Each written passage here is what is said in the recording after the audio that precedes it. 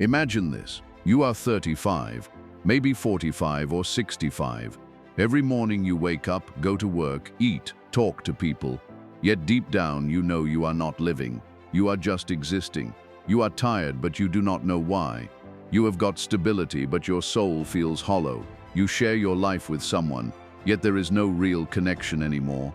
Everything moves on autopilot, as if you have been sleepwalking through your own life. And one day you look in the mirror. You see a stranger staring back. Dull eyes, heavy shoulders. A voice inside whispers, "Where did I go?"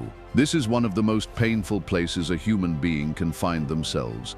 Not in obvious ruin, but in invisible emptiness. You have a life, but you have lost yourself inside it. And here is what most people do not realize. This feeling is not a modern invention. Marcus Aurelius, the most powerful man alive, emperor of Rome, commander of armies, once wrote in his private journals how much trouble he avoids who does not look to see what his neighbor says or does. Even at the height of power, he wrestled with distraction, with meaning, with the quiet battle for his own soul. Seneca, one of Rome's wealthiest men, confessed that he wrestled with anxiety, anger, and the relentless sense that time was slipping away. And Epictetus, a former slave who owned nothing, taught that freedom is not achieved by having everything but by needing less. Three men, three completely different lives, one timeless truth. If your mind is lost, begin with the mind. If your body is broken, begin with the body. If your heart feels empty, begin with the heart. Three brutal rules, three roads to rebuild yourself, three levels of rebirth. These are not motivational slogans. These are ancient principles, tested in war, in poverty, in illness, in exile, that can rebuild your life from the inside out, but only if you are brave enough to live them. Welcome to Master Your Mind, the place where ancient philosophy becomes practical mental strength. Today we are walking through the three Stoic rules that will rebuild your mind, your body, and your heart completely. Stay until the end. The final rule is the one that holds all three together. Let us begin. Rule 1. Fix the mind. Marcus Aurelius once wrote, "You have power over your mind, not outside events." Realize this and you will find strength. Yet today, most people have surrendered that power. Our minds no longer belong to us. They belong to the noise, news cycles, social media, endless comparison. We scroll, we react, we consume, until the inner voice that once guided us falls completely silent. Your mind has become a battlefield, and you did not even notice the invasion. The world is not trying to educate you, it is trying to capture your attention, and it has become extraordinarily good at it. Every notification, every headline, every perfectly crafted piece of content is designed to pull you away from your own center and into a state of constant reactivity. You open your phone to check one thing, and 40 minutes later, you are watching someone you have never met argue about something that will not matter by morning. And somewhere in all of that, your own thoughts, your own direction, your own inner voice got drowned out completely. The Stoics understood this danger long before the digital age existed. They recognized that the greatest threat to a man was not his enemy, it was his own undisciplined mind. A mind without training is like a ship without a rudder, moved entirely by whatever wind blows hardest. So how do you reclaim it? 4 practices. Not ideas, practices. Practice 1. Detox the mind. You cannot build a new life using old thoughts. You cannot feed your brain with mental garbage and expect clarity. Just as a strong body cannot thrive on fast food, a strong mind cannot thrive on content that keeps you anxious, reactive, and empty. Most people wake up and immediately check their phone. They flood their mind before it has even fully awakened with other people's opinions, problems, and performances. They hand the first moments of their day, the most fertile, the most impressionable, to strangers on a screen, and then they wonder why they feel scattered, unmotivated, and out of touch with themselves before they have even left the bed. Here is the challenge. 7 days. For the first 30 minutes of every morning, feed your mind truth, not trash. Read philosophy. Read the lives of those who overcame the impossible. Study skills that make you sharper, calmer, more resilient. Don't call it reading, call it training, because your mind is either your greatest weapon or your worst prison. and every scroll, every thought, every reaction decides which one it becomes. When Marcus Aurelius woke up, he did not check the Roman equivalent of social media. He sat with his own thoughts and wrote.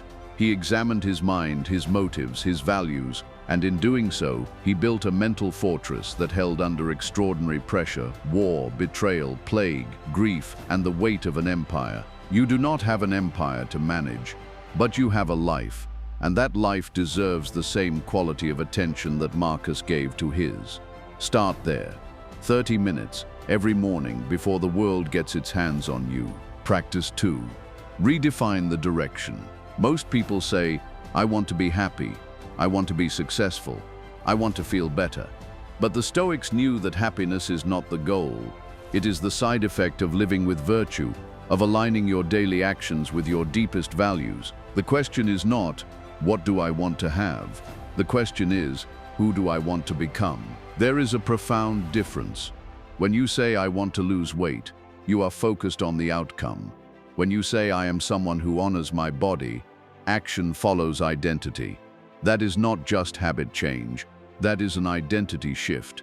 And identity shifts are permanent in a way that goal chasing rarely is. Write this down. I am becoming. Then finish the sentence, not with who you wish to be someday, but with who you choose to be today. Because transformation does not happen in the future. It happens now, with every small decision you make in this moment and the next. The Stoics had a concept for this, the discipline of desire. Not the suppression of desire, but the redirection of it toward what is actually within your power to build. You cannot desire your way into a different life, but you can choose your way into one identity-aligned decision at a time. When you shift your identity, your behavior follows. You stop needing willpower because you stop fighting against yourself.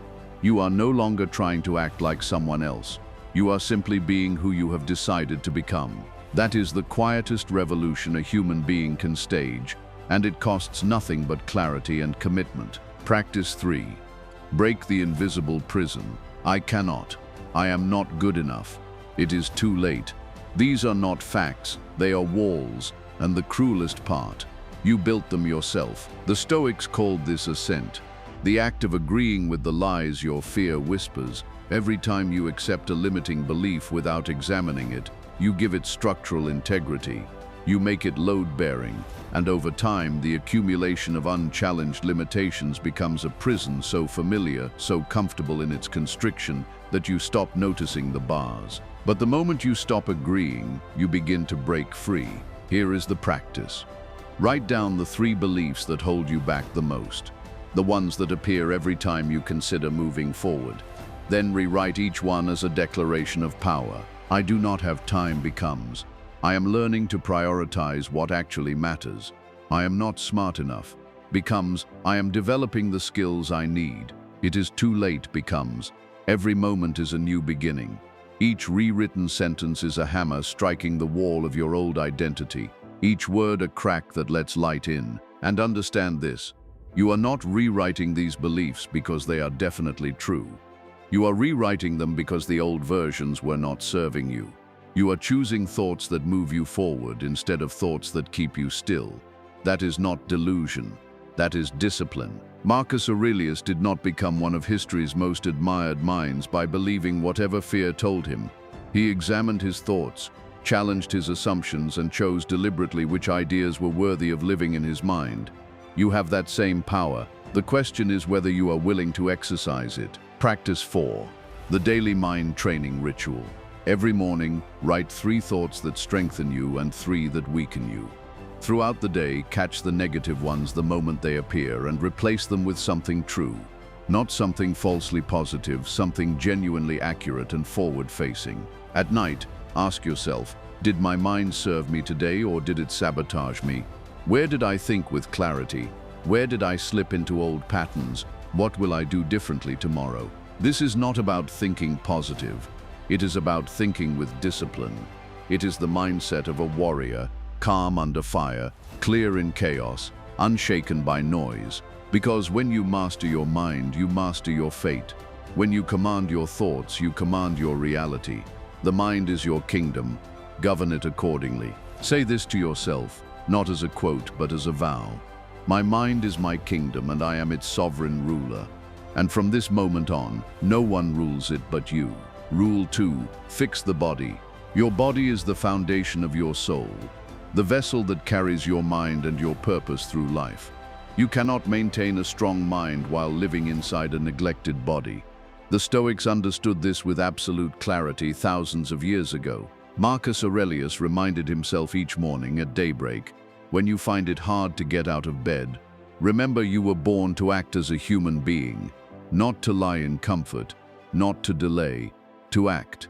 And so he rose, not because it was easy, but because discipline was his nature. We live in a time that has made softness extraordinarily accessible. Comfort food, comfort screens, comfort postures, comfort routines, everything designed to minimize friction. And in minimizing friction, it has also minimized us. The body that never faces challenge never discovers its own strength. The person who never moves never truly wakes up. 4 practices for the body. Each one simple, each one non-negotiable. Practice 1. Nutrition is discipline. Your body is not a trash bin. Every bite you take is a choice to strengthen yourself or to sabotage your potential. And that choice compounds. 1 poor meal is noise. 100 poor meals is architecture. You build your body day by day, meal by meal, with the accumulated weight of your choices. Before every meal, ask yourself one question. Will this bring me closer to the person I want to become, or keep me chained to who I used to be? That question, asked consistently and honestly, is more powerful than any diet plan ever written. The Stoics did not practice abstinence for the sake of suffering. They practiced it for the sake of sovereignty. Seneca ate simply not because he could not afford more, but because he understood that the man who is not ruled by appetite is free in a way that the man who indulges is not. Do not aim for perfection. Aim for awareness, because when you control the fork, you begin to control your life. Every conscious choice rewires the connection between your body and your willpower. Food can fuel your purpose or feed your weakness. It cannot do both at the same time. Choose with intention. Start with 1 meal, 1 day. Eat for strength, not for escape. Notice how different your mind feels when your body is not working against it. Notice how much clearer your thinking becomes when you are not inflamed, heavy, or crashing. Your body and your mind are not separate systems. They are partners. Treat them that way. Practice 2. Sleep is the energy of wisdom. Seneca once warned, "It is not that we have a short time to live, but that we waste much of it." And nowhere is this more quietly devastating than in how we treat our sleep. Every late night you trade for another episode, another scroll, another hour of distraction. You are stealing from tomorrow's strength. You are borrowing against a debt your future self will have to pay. And that debt compounds with interest. The foggy mind, the shortened fuse, the low energy, the endless craving for stimulation because your natural vitality has been depleted. No one ever built greatness with a tired mind and a foggy soul. Exhaustion is not a badge of honor, it is a warning. And the world is full of people who wear it proudly, not realizing they are announcing their own self-neglect. 7 to 8 hours every night, not as a luxury, but as a ritual of self-respect. When you sleep well, your thoughts sharpen. Your emotions find balance. Your willpower resets. Problems that felt insurmountable the night before reveal their solutions in the clarity of a well-rested morning. Protect your rest like a warrior sharpens his sword, because your future depends on how well you restore today. The quality of your recovery determines the quality of your performance. It always has. The Stoics knew this. The greatest athletes and generals know this, and now so do you. Act accordingly. Practice 3. Movement is emotion. Emotion does not live only in the mind. It lives in the body. It stagnates when you stay still. And when emotion stagnates, it does not disappear, it deepens. It darkens. It becomes the heaviness that you carry without knowing where it came from. You are anxious, walk. You are angry, run. You are lost, disconnected, numb. Lift something heavy. Breathe deeply. Feel your heart beating again, because that heartbeat is proof that you are still here, still capable, still alive enough to choose differently. Epictetus, though crippled, though enslaved, taught, no great thing is created suddenly. Move daily, even for 20 minutes. No gym needed, no expensive gear, no perfect conditions, just discipline. Climb the stairs instead of taking the elevator. Do squats in your living room. Stretch when you wake up. Take cold showers. It is not the movement itself that transforms you. It is the message you send to your own mind when you do it. That message is, I am still in command. And that message, repeated daily through action instead of words, begins to rebuild something that chronic comfort had quietly dismantled. Your belief in your own capacity. Each act of movement, no matter how small, is a silent declaration of power. A vote cast in favor of the person you are becoming against the inertia of who you were. The body remembers what the mind forgets. When you begin to move with intention, when you begin to challenge your physical self instead of protecting it from all discomfort, you start to remember something crucial. You are not as fragile as the comfortable life had led you to believe. You are capable of far more than you have been demanding of yourself. Practice 4. The power of voluntary discomfort. The Stoics had a practice that sounds strange to the modern mind: voluntary discomfort. Choosing hardship on purpose, not as punishment, but as training.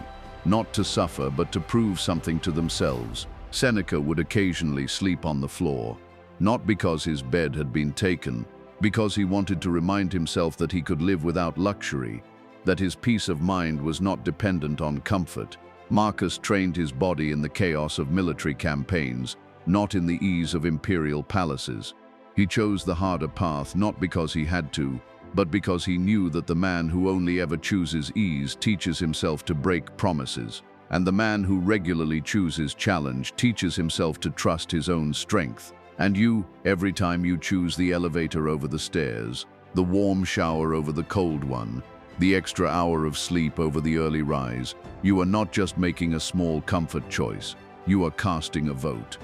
You are telling your nervous system, I need protection from discomfort, and your nervous system listens, and it adjusts.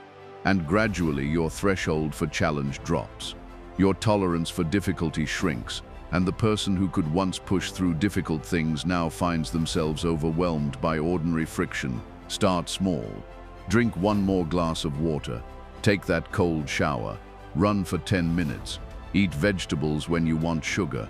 Tiny choices, but they carry massive meaning because they are proof that you are willing to be uncomfortable in service of something greater. Every act of voluntary discomfort builds a quiet, unshakable faith in yourself. A faith that no motivational video can give you and no circumstance can take away. Because it was earned through your own body, through your own choice, in your own ordinary morning. Write this down and mean it. My body is my temple, and I am its loyal guardian. Now rise and act like it. Rule 3. Fix the heart. Have you ever felt empty, even when life looks fine from the outside? The job is there, the relationships are there, the comfort is there. And yet somewhere beneath all of it, there is a hollowness you cannot name and cannot shake. A sense that you are going through the motions of a life that has somehow stopped belonging to you. That is not weakness. That is a signal. It is your heart, the deepest part of you going numb from neglect. Because somewhere along the way, in the process of building stability and managing responsibilities and protecting yourself from pain, you built walls, thick ones, reliable ones. And the terrible efficiency of walls is this: they do not distinguish between what they keep out. The walls that protect you from hurt also protect you from joy. The same armor that shields you from grief also shields you from love. You cannot selectively numb. When the heart closes, it closes to everything. Marcus Aurelius wrote, "Be like the rock against which the waves break. It stands firm and the raging waters fall still around it." A strong heart is not the one that never feels pain. It is the one that stays open even after being broken. Because staying open after everything is the bravest thing a human being can do. 3 practices for the heart, each one deeper than the last. Practice 1. Find your heart again. Sit still. No phone, no music, no background noise, no distractions of any kind. Just you and the silence you have probably been avoiding. Then ask yourself 3 questions. Ask them slowly. Give them room. If I could not fail, how would I truly live? Not the safe answer, not the sensible answer, the honest one. What am I pretending not to care about when deep down I care deeply? What have you been performing indifference toward because caring feels too exposed, too risky, too much? And when no one is watching, who am I really?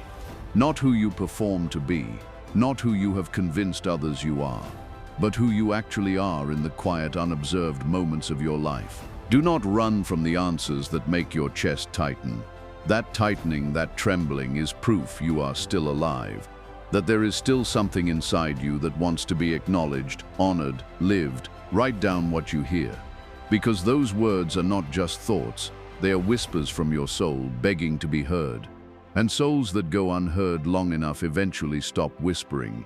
They go silent, and the silence that follows is the emptiness you have already been feeling. You do not rediscover your heart by chasing pleasure or filling your schedule or staying busy enough to avoid the question. You rediscover it by listening to the silence beneath your noise, by sitting with yourself long enough to remember who you were before the world told you who to be. Practice 2. Let go of the weight. Your heart is carrying too much luggage from the past. Anger at people who have moved on. Guilt about choices that cannot be unmade. Regret for paths not taken. Fear of repeating old pain. Disappointment that calcified into a protective cynicism you mistook for wisdom. Those things are not you. They are stories you have been replaying for too long. Stories that once served a purpose. They explained something, they protected something, but that purpose has expired, and now the stories are just weight, dead weight, carried out of habit, not necessity. Epictetus once said, "It is not what happens to you that hurts, it is how you react to it." And the reaction most of us have chosen, without fully realizing it, is to hold on, to keep the wound accessible, to return to it regularly, as if the revisiting is doing something useful, but it is not. It is just keeping you tethered to a past that is already over. So tonight and for the next 30 nights, write one thing you forgive, one person, one event, one version of yourself that made choices you now regret. Forgive them, forgive yourself, not because they deserve peace, but because you do. Not because what happened was acceptable, but because continuing to carry it is costing you something far more valuable than justice. When you let go, you do not become weak. You become weightless, and there is a kind of freedom in weightlessness that you cannot understand until you experience it for yourself. The first morning you wake up and the old anger is not there waiting for you. The first moment you remember something painful and feel nothing but a quiet, clean acceptance. Forgiveness is not surrender. It is not approval. It is not saying what happened was fine. Forgiveness is the art of putting down chains you were never meant to carry and choosing deliberately to walk forward without them. It is one of the most powerful acts of self-reclamation available to a human being, and it is always completely within your control. Practice 3. Live with purpose. A heart without direction will always wander in darkness. Purpose is not optional for the human soul. It is structural. Without it, the mind drifts, the body grows soft, and the heart goes looking for meaning in things that were never designed to provide it. Status, distraction, validation, the endless pursuit of more. The Stoics called it sympathia, the idea that every soul is connected to every other, that we are not isolated units trying to maximize our own comfort, but threads in a larger fabric, each one essential to the whole. Marcus Aurelius wrote, "What harms the hive harms the bee." You were never meant to live just for yourself. The heart beats to serve, to give, to connect. That is its nature. That is what it was built for. Purpose is not something you find after a period of searching. Purpose is not hidden from you, waiting to be discovered at the right moment. Purpose is something you create through action, through showing up, day after day, in service of something beyond your own comfort. Pay attention to this. When do you feel most alive? When do you lose track of time? When do you feel genuinely, quietly fulfilled? Not excited, not stimulated, but fulfilled. For most people, those moments involve another person, helping someone, teaching something, creating something, giving in a way that costs you something real. Those moments are clues. They are the compass of your heart, pointing you home. And they are not rare talents reserved for the exceptional. They are available to anyone willing to start small. Help one person today. Create one act of genuine kindness this week. Do not wait for the perfect purpose to reveal itself before you begin acting purposefully. Start with sincerity. Start with the person in front of you. Start with the one small thing you can do right now that is in service of something bigger than your own comfort. Because a heart that gives never runs empty. It expands. It overflows. It becomes over time unbreakable. Not because it stopped feeling, but because it found a reason to keep feeling that is bigger than its own protection. Write this down and mean it. My heart does not just beat to live. It beats to love, to serve, and to connect. And when you live that truth, your heart will never go numb again. The 3 rules as one. Now that you understand the essence of all 3 principles, the question is not whether they work. The question is, do you see how they are connected? These 3 rules do not stand alone. They form a circle of rebirth. When you fix your mind, you give direction to your body. When you train your body, you build the strength and discipline that your heart requires. And when you open your heart, when you live with purpose, release the weight and reconnect with what is real, you fuel the fire that keeps your mind alive and your body willing. The mind is your compass. The body is your vessel. The heart is your flame. If one collapses, the journey falls apart. But when all 3 move in harmony, when your thinking is disciplined, your body is strong, and your heart is open, you become something that circumstance alone cannot break. Not because you are perfect, but because you are aligned. Marcus Aurelius battled anxiety. Seneca doubted himself. Epictetus lost his freedom. None of them were perfect. They were simply relentless. Each day, one choice, one step forward, and that was enough to change history. You do not need to be flawless. You do not need to transform overnight. You do not need to fix everything at once. You just need to show up every single day and stay loyal to your path. One morning of training the mind, one physical challenge completed, one act of the heart given freely, day by day, compounded over time. These are not small things. They are the architecture of a completely different life. The story of rebuilding. Let me tell you about a man named James. A few years ago, James hit rock bottom. Not in a dramatic, visible way, but in the quiet, invisible way that is somehow harder to escape. Burned out at work, disconnected from his family, drowning in self-doubt that had no clean origin, no obvious cause. He was functioning. He was showing up, but he was not present. Not really, and he knew it. One morning, after one too many days of waking up feeling like a stranger in his own life, he decided to rebuild himself the Stoic way. Not because he had read all the books, but because 3 simple ideas had cut through the noise. He began with the mind. 30 minutes every morning with Marcus Aurelius instead of scrolling, not as inspiration, as training. He started writing down his limiting beliefs and rewriting them.